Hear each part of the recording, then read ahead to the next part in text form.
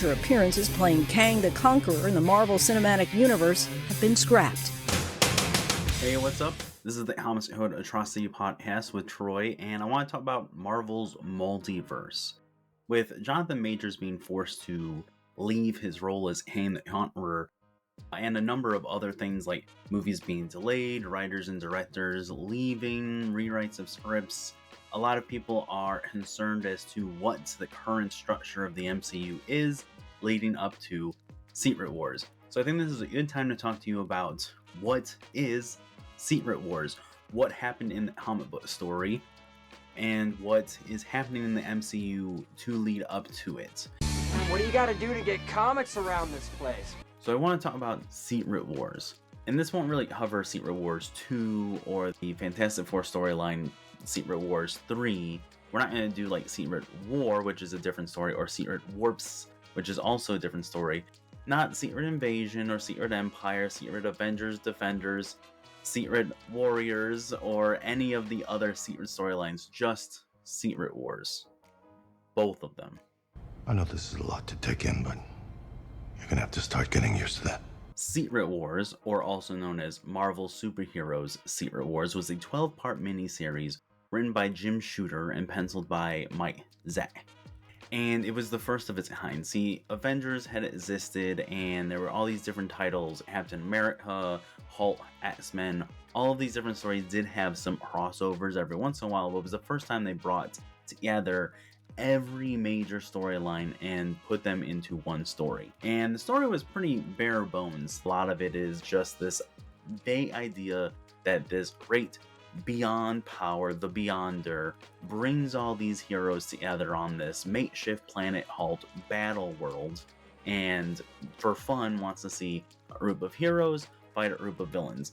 One thing that's pretty interesting is Magneto is put onto the heroes team, and there's a little bit of a philosophical debate as to whether or not Magneto is a hero or not. It's not truly evil, but a lot of the story is just random battles or random infighting between teams of heroes. They introduce a lot of new costumes. They introduce quite a few new villains because the villains roster wasn't really that big. Galactus is on the planet on the side of bad guys, and he doesn't care about any of this, so he just decides to eat the planet himself. No thanks, I'll just eat it here.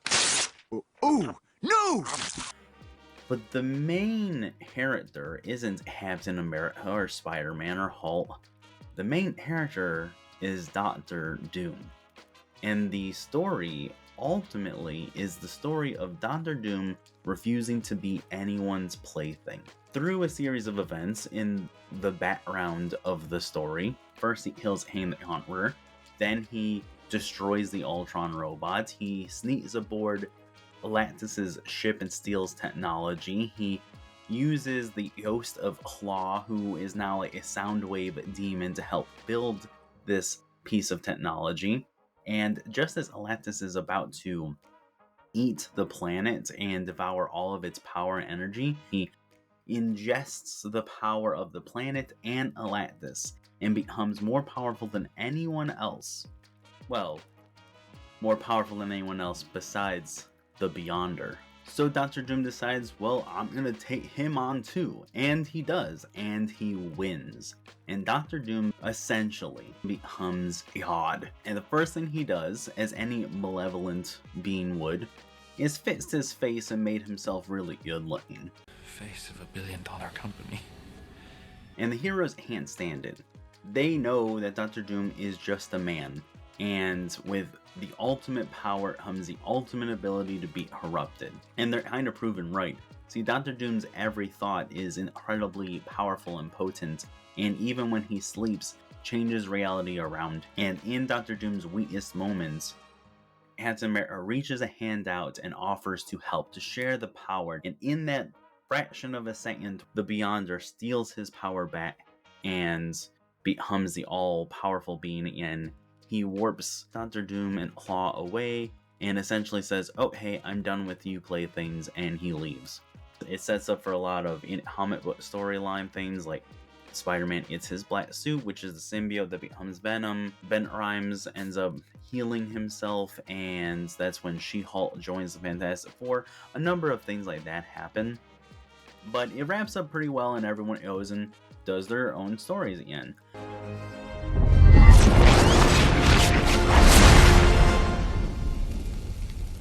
That man has no regard for lawn maintenance. In 2014-2015, Johnathon Hickman, one of the greatest writers of all time, is writing this Avengers/New Avengers storyline, including the Illuminati, and one of the major stories throughout the entire run is the multiverse is dying. That universes are collapsing in on each other and causing these incursion points. Incursion? An incursion occurs when the boundary between two universes erodes and they collide. And this is happening on an infinite scale. All universes are dying. The heroes try everything they can, but at the end of the day, they fail.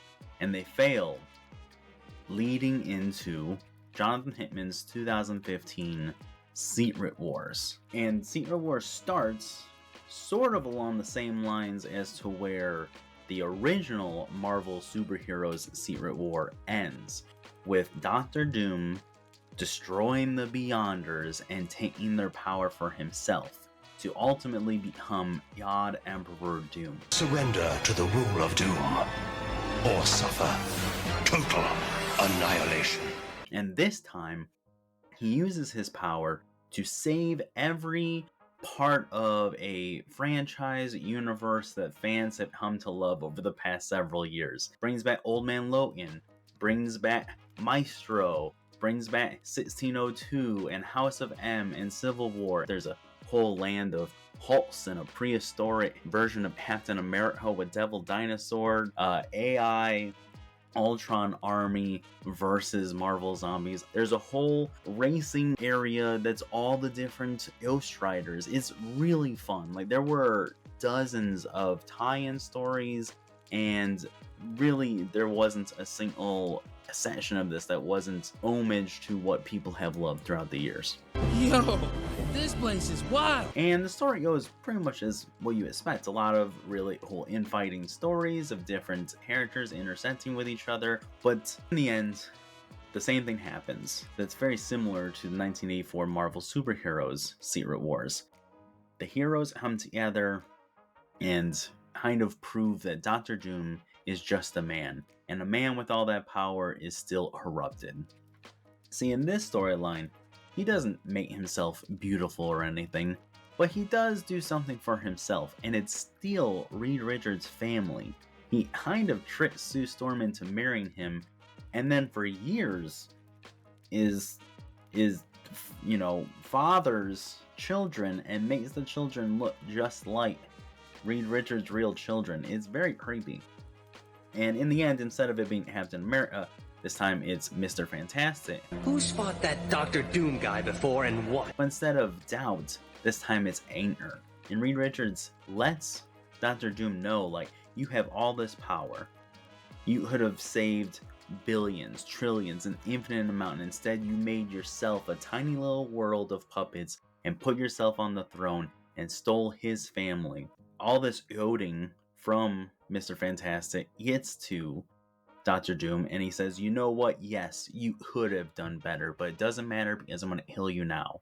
And in that half a second of doubt, the power is transferred. This time the power is actually transferred to Mr. Fantastic, and he does do what he says he's going to do.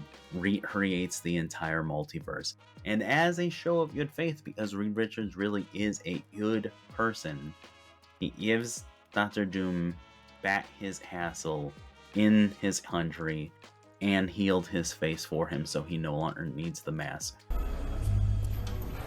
Stefan Doom, are you okay? Never better, Jimmy. Now, what does that mean for the MCU? It means Johnathon Majors being out has no effect at all on the overall story. To give you a little bit of backstory, Johnathon Majors was never supposed to be the ultimate bad guy of the second saga. He was only hired to be the villain of Ant-Man 3 as a response to the events of Endgame because Ant-Man specifically was messing with time. I guess that's not a surprise. And then the popularity really swelled, and he was really great to work with. They were working on the Loki movie, which also dealt with time travel. So they decided to have Johnathon Majors also be He Who Remains, which in the comic books is the same character as Hickman Hunter. So it made sense, and people just loved it. And all these rumors swelled and all these things happened, but you need to remember he's only been in 2 movies. And Hickman Hunter, I've said a million times, is not a multiversal threat. He's a time traveler. Never tell me there's not enough time. So if Marvel really is building up to a Secret Wars Avengers movie like they have announced, I don't think that they ever intended on Hickman Hunter to be the long-form villain.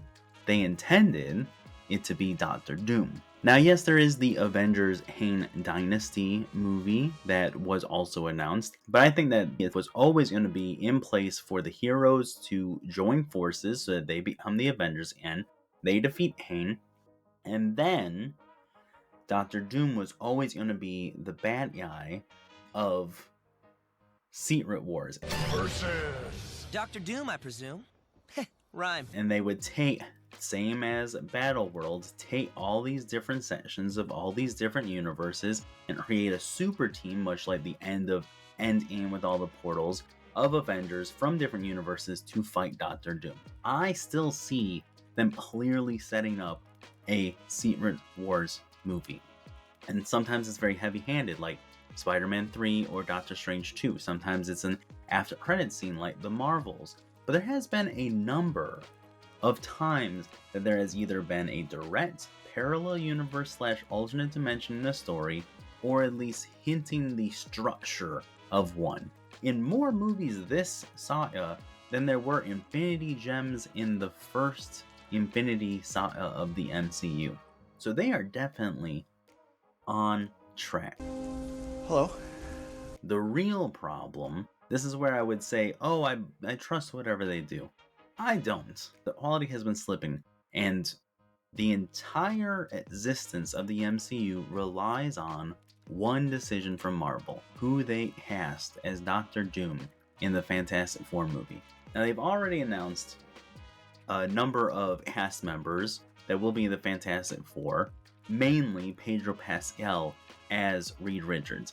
Now, I personally don't think that that's makes sense in my head. I would have went with someone like Cillian Murphy and then made Pedro Pascal Doctor Doom, because Doctor Doom does have a little bit more flair, a little bit more panache, whereas Reed Richards has to be very analytical and very cold. But the point of the story is, no matter what, whoever is Doctor Doom has to really, really play with Reed Richards, as that is the dynamic.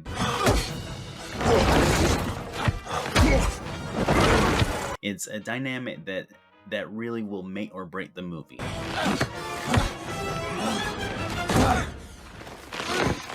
Always so smug. We'll see what happens. We'll see who they cast as Doctor Doom. And I'm calling it right now. I don't think there are going to be any plans to change the scripts that they have made.